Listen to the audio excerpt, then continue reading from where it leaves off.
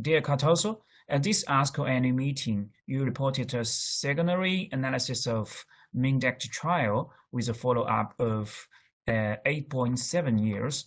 Compared with the first analysis in 2016, what are the DMFS and OS results of this ITT population in the chemotherapy and the non-chemotherapy groups of C-high, G-low patients? Thank you.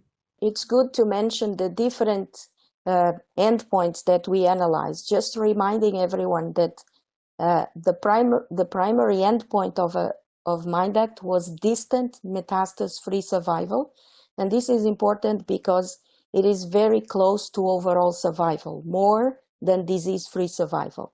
When you look at the the primary endpoint, as I already explained, this long-term analysis make the primary endpoint even more positive, stronger, with 95.1% of distant metastasis-free survival at 5 years.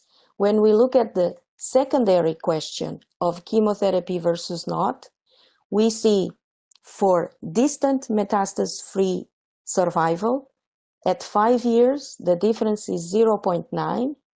At 8 years, the difference is 2.6. For overall survival, at 5 years, the difference is 1.1, and at 8 years, 1.4.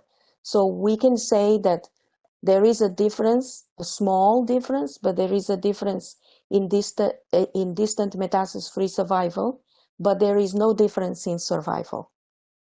So chemotherapy does not impact survival in MINDACT, at least with 8.7 years follow-up. Thank you, Cardoso. That is an impressive result. And we have another question for you, is that you also reported the exploratory analysis of MINDACT trial at a recent SABCS conference and got similar results with TAILOR-X. You have just mentioned that is people with less than 50 years old still need to combine chemotherapy with endocrine therapy. Does the age and other facts need to be considered in the middle risk population? I think these observations, both in TAILOR-X and in MINDACT, they are very interesting, but I think everyone must remember that they are exploratory analyses. They are not the primary analysis of these trials. So they are very good for us to try to understand the results, but this is not the primary question of these trials.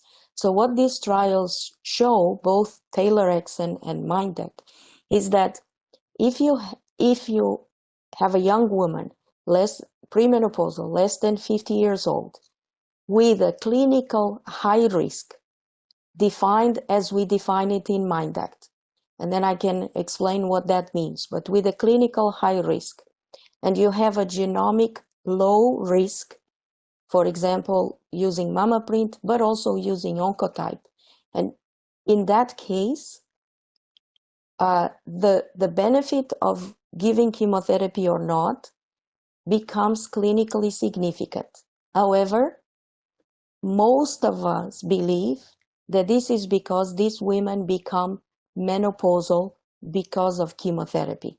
And so we believe that if these women had been treated with tamoxifen plus ovarian suppression or AI plus ovarian suppression, we would not see that difference. But we cannot prove it, not with TAILOR-X and not with MINDACT. We would need to do the trial that you suggested, and that I wish we had money to run that trial. Do you think the ovarian suppression is very important for these kind of patients? Just you have mentioned that in premenopausal patients less than 50 years old, maybe chemotherapy-induced ovarian suppression can gain the 5% of the DFS benefit. So I just wonder, do you have some record for these kind of patients? How many patients have treated with OFS with HIH agonist? Because Texas Soft have published several years, do you have some record for these patients? So remember that MindAct enrolled almost 15 years ago. So at that time, there was a very low use of ovarian function suppression. And so the number of patients who had ovarian function suppression in MindAct is very low. And also in TaylorX is quite low. So it's about 15% that received ovarian function suppression. So most of them received tamoxifen alone. So we cannot answer this question in this trial between ovarian function suppression and chemotherapy. We have to go, like you said, for the soft text and text trials and maybe other trials that have looked into that question. I'm very pleased. Maybe Cardoso, you can design a new clinical trials for C high and G low patients, randomized two groups. The first is for the chemotherapy for premenopausal patients. Another is OFS and plus AI. Maybe it's a non-inferiority clinical trials. I'm very eager for that. In the study of MindAct and TaylorX, the majority of the patients' endocrine therapy was tamoxifen alone, just you have mentioned that. For younger patients under 50 years old, should the benefits come from a combination of chemotherapy or just OFS? As just mentioned, we cannot conclude that from the MindAct or the TaylorX. We cannot answer that question. Is it ovarian suppression or is it chemotherapy? But my personal opinion is that it's due to the ovarian suppression. And so in these women that have a clinical high risk and you perform a mama print and is low risk, I would treat them with endocrine therapy plus ovarian function suppression. Do you divide the patients less than 50 years old, divide them into 2 or 3 groups, just less than 35 or just less than 40, and another is 40 to 50? Because we know the OFS is very important for patients less than 40 years old. Maybe the chemotherapy induced over suppression may be very more important in this kind of population. So do you have any results to show us? That's a very good question. The problem is that we have very small number of patients below the age of 40, very, very few patients that were included in MindAct, and also very few in TaylorX. So for those very young, we cannot provide an answer.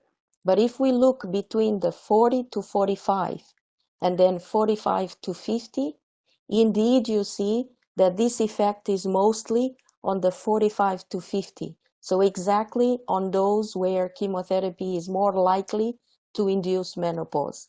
So you're right, it is linked to the age. It's just that for the very young, we do not have enough patients to conclude that. But for above 40 and above 45, we can see that difference. Very thank you for Cardoso's presentation and answers. I think this is a very impressive and interesting clinical trial result.